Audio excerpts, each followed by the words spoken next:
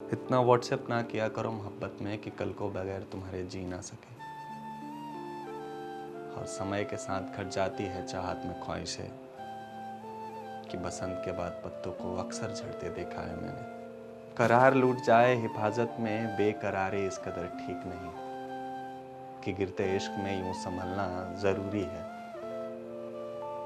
और पल में टूट जाते हैं रिलेशन यहाँ कि चेहरे के इश्क पे अब पहले सा भरोसा कहाँ।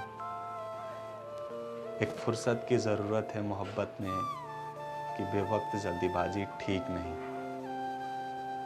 और कभी ठहरो हमारी आंखों में आकर यूं ही कि बड़ी मोहब्बत से आज भी इंतज़ार है तेरा। लोग आते जाते हैं दिलों से, मौसम आते जाते देखा है मैंने कि अब यहाँ टाइम के साथ कैरेक्टर बदलते देर नहीं लगती।